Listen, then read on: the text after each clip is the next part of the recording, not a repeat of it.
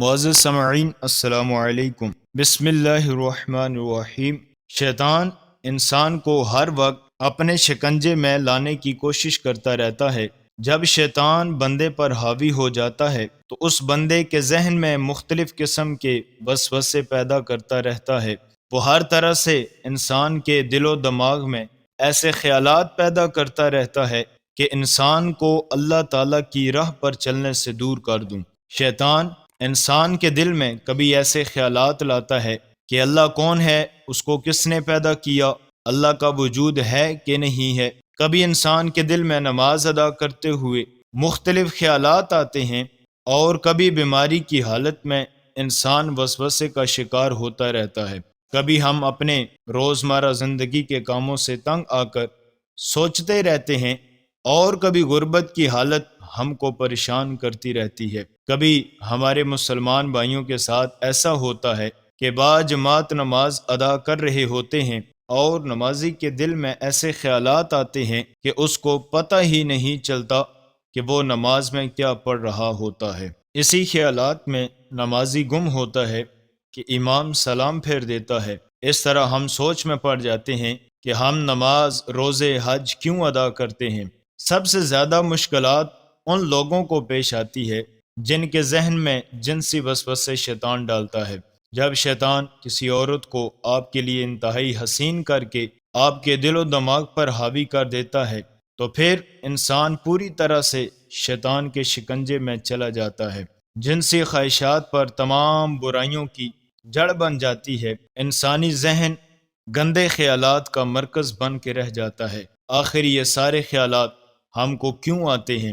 ان خیالات کے بارے میں اسلام میں کیا حکم ہے کہ اگر یہ خیالات ہم پر حاوی ہو جائیں تو ان کا حل کس طرح کیا جائے؟ آئیے پہلے ہم حدیث مبارکہ سے ان خیالات کے بارے میں جاننے کی کوشش کرتے ہیں، اور آخر میں آپ کو یہ واقعہ سنائیں گے کہ جب ایک شخص نے آ کر حضرت علی شیر خدا کو بتایا کہ میرا ذہن گندے خیالات کا مرکز بن چکا ہے۔ ناظرین گرامی، حضرت ابو ہریرہ رضی اللہ تعالیٰ سے روایت ہے، صحابہ اکرام میں سے کچھ لوگ نبی کریم صلی اللہ علیہ وسلم کی تعلیمات کی خدمت میں حاضر ہو کر عرض کرنے لگے کہ ہم اپنے دلوں میں کچھ خیالات ایسے پاتے ہیں کہ ہم میں سے کوئی ان کو بیان نہیں کر سکتا۔ آپ صلی اللہ علیہ وسلم نے فرمایا، کیا واقعہ ہی تم اسی طرح پاتے ہو، یعنی گناہ سمجھتے ہو؟ صحابہ اکرام نے عرض کی، جی ہاں۔ آپ صلی اللہ علیہ وسلم نے فرمایا، یہ تو واضح ایمان ہے۔ محدثین اس حدیث کی وضاحت کچھ اس طرح کرتے ہیں کہ صحابہ کے اس جملے یعنی ہم اپنے دلوں میں کچھ خیالات ایسے پاتے ہیں کہ ہم میں سے کوئی ان کو بیان نہیں کر سکتا، اس کا مطلب یہ ہے کہ ہم اپنے دلوں میں بری چیزیں پاتے ہیں۔ مثلا اللہ کو کس نے پیدا کیا، وہ کیسا ہے، کس چیز سے ہے، اس طرح کی اور چیزیں کہ جن کا بیان کرنا بہت مشکل ہے۔ اس لیے ہمیں معلوم ہے کہ یہ قبیح باتیں ہیں۔ ان میں سے کوئی چیز بھی ایسی نہیں کہ ہم اس پر اعتقاد رکھیں، بلکہ ہم جانتے ہیں اللہ قدیم ہے، ازل سے ہے، ہر چیز کا خالق ہے، مخلوق نہیں ہے۔ تو ایسے خیالات جو ہمارے دل میں آتے ہیں ان کا کیا حکم ہے؟ تو آپ صلی اللہ علیہ وسلم نے یہ جواب دیا، یہ تو صریح ایمان ہے، اس لیے تم اس وسوسوں کو دل میں پانے کے بعد جھڑک دیتے ہو اور اس کو برا سمجھتے ہو، تو یہ تمہارے ایمان کی علامت ہے۔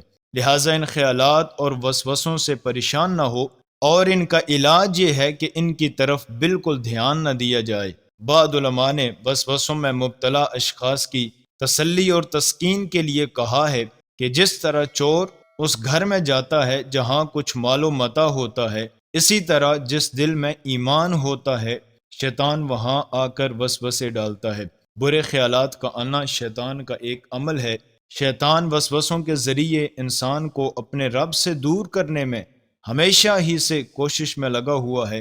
قیامت تک شیطان انسانوں کے دلوں میں وسوسے پیدا کرتا رہے گا، اس کی کوشش رہے گی یہ انسان رحمان کو چھوڑ کر شیطان کی باتوں کو مان لے۔ حدیث محمد صلی اللہ علیہ وسلم ہے، خدا کا لاکھ لاکھ شکر ہے کہ شیطان کے جال کو وسوسوں کی حد تک ہی نہیں محدود کر دیا، اس سے آگے شیطان کو بڑھنے کی اجازت قطعاً نہیں دی گئی۔ حدیث پاک میں ہے، نبی کریم صلی اللہ علیہ وسلم نے فرمایا، کہ اللہ تعالیٰ نے میری امت کے لوگوں کے دلوں میں وسوسے پیدا ہونے کو درگزر فرما دیا ہے اور انسان کو نیک کام کرنے کی توفیق عطا فرمائی ہے۔ مومن کے دل میں وسوسوں کا پیدا ہونے سے مومن کو گناہ نہیں ہوگا، بلکہ مومن جو نیک کام کر رہا ہے اللہ تعالیٰ مومن کو نیک کام کے بدلے میں نیکیاں بھی عطا فرمائے گا۔ جو لوگ ہر وقت خیالات میں گم ہوتے ہیں ایسے لوگ دوسرے کاموں میں سست روی اختیار کرتے ہیں، وہ ہر وقت وسوسوں میں ہی رہتے ہیں، وہ سوتے اٹھتے لیٹتے گھر سے باہر جاتے گھر میں داخل ہوتے شریعت کے خلاف وسوسوں میں ہی رہتے ہیں۔ اس طرح شیطان ایسے انسان کو کبھی بھی برے خیالات سے آزاد نہیں ہونے دیتا، وہ ہر وقت انسان کو شریعت کے خلاف بھٹکاتا رہتا ہے کہ انسان زیادہ سے زیادہ سوچے اور ہر وقت دماغی تھکاوٹ کا شکار رہے اور اس کو اللہ تعالیٰ کی طرف رجوع کرنے کی فرصت ہی نہ ملے۔ ہر انسان کے پاس شیطان حاضر ہوتا ہے اور اس کو ان خیالات میں مبتلا کر دیتا ہے کہ آسمان کو پیدا کرنے والا کون ہے، زمین کو کس نے پیدا کیا، یہ سارا نظام کون چلا رہا ہے۔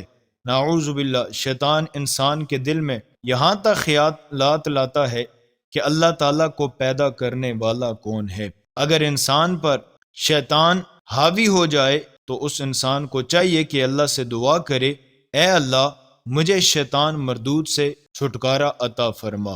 ایک اور حدیث ہے، حضرت ابو ہریرہ رضی اللہ تعالیٰ عنہ سے مروی ہے کہ رسول اللہ صلی اللہ علیہ وسلم نے فرمایا کہ لوگ ہمیشہ ایک دوسرے سے پوچھتے رہیں گے یہاں تک کہ یہ کہا جائے گا کہ مخلوق کو اللہ نے پیدا کیا تو اللہ کو کس نے پیدا کیا؟ تو جو آدمی اس طرح کا کوئی وسوسہ اپنے دل میں پائے تو وہ کہے میں اللہ پر ایمان لایا۔ ایک روایت میں یہ اضافہ ہے اللہ اور اس کے رسول پر ایمان لایا۔ تو یہ بات یاد رکھیے کہ شیطان انسان پر اس وقت بہت زیادہ حاوی ہو جاتا ہے جب ہم اپنے ایمان کا دامن چھوڑنا شروع کر دیتے ہیں۔ ہم کو چاہیے کہ ہم اللہ تعالیٰ کی عبادت میں اتنا مشغول ہو جائیں کہ شیطان خود بخود ہی بھاگ جائے کہ یہ مومن میرے شکنجے میں آنے والا نہیں ہے۔ ہم کو 5 وقت کی نماز باجماعت قائم کرنی چاہیے، قرآن پاک کی تلاوت ہر روز کرنی چاہیے، عمرہ حج زکوٰۃ ادا کرنی چاہیے، ہر وقت اللہ تعالیٰ کا ذکر کرتے رہنا چاہیے اور اس بات کا یقین رکھنا چاہیے کہ اللہ تعالیٰ ایک ہے، اس کی نہ کوئی اولاد ہے نہ ہی اس کو کسی نے پیدا کیا، وہ واحد ہے، صرف وہی عبادت کے لائق ہے۔ حضرت محمد صلی اللہ علیہ وسلم اللہ کے آخری نبی ہیں، زندگی اور موت دینے والا صرف اللہ ہی ہے۔ حرام کمائی سے اجتناب کریں، حرام کی کمائی کھانے سے بھی شیطان انسان پر حاوی ہو جاتا ہے، اس لیے ہم کو حرام کی کمائی سے بچنا چاہیے۔ اگر یہ باتیں ہمارے ذہن میں چھا جائیں تو شیطان کبھی بھی ہم کو شرک جیسے خیالات میں نہیں ڈال سکتا۔ ایک دفعہ ایک شخص حضرت علی رضی اللہ تعالیٰ عنہ کی بارگاہ میں حاضر ہوا، عرض کرنے لگا اے علی رضی اللہ تعالیٰ عنہ، مجھے ہر وقت برے خیالات آتے رہتے ہیں، میں ان سے کس طرح چھٹکارا پا سکتا ہوں؟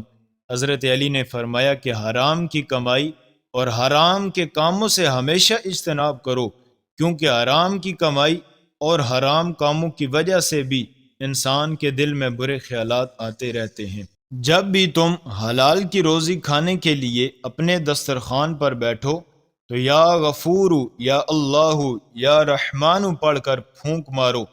اگر آپ اس عمل کو اپنا لو گے تو تم کو برے خیالات آنا بند ہو جائیں گے۔ لہٰذا ان وسوسوں کے علاج کے لیے اللہ سے پناہ مانگتے ہوئے من درجہ ذیل اعمال کریں تو ان سب اعمال کو اول آخر درود شریف کے ساتھ 3 مرتبہ یہ پڑھ کے اپنے اوپر پھونک لیں۔ اعوذ باللہ، آمنت باللہ ورسولہ، اس چیز کا ورد کریں۔ هو الاول والآخر والظاہر والباطن وهو بكل شیء علیم۔ اور چوتھی چیز، ربی اعوذ من ہمزات الشیاطین واعوذ ربی ان یحضرون، اس چیز کا کثرت سے ورد بھی، اس طرح کا ورد بھی ہر طرح کے شیطانی شکوک اور وسوسوں کے دور کرنے میں مفید ہے۔ اللہ تعالیٰ سے دعا ہے کہ اللہ تعالیٰ ہم کو حق حلال کی روزی کمانے کی توفیق عطا فرمائے اور ہمارے دل سے تمام وسوسوں کو دور کر دے، آمین۔ سامعین کرام، ویڈیو پسند آنے کی صورت میں چینل کو سبسکرائب، ویڈیو کو لائک کر دیجئے۔ اللہ تعالیٰ کے 99 ناموں سے ایک نام جو آپ کو آتا ہو ضرور کومنٹ کے اندر ٹائپ کیجئے گا۔ جزاک اللہ خیرہ۔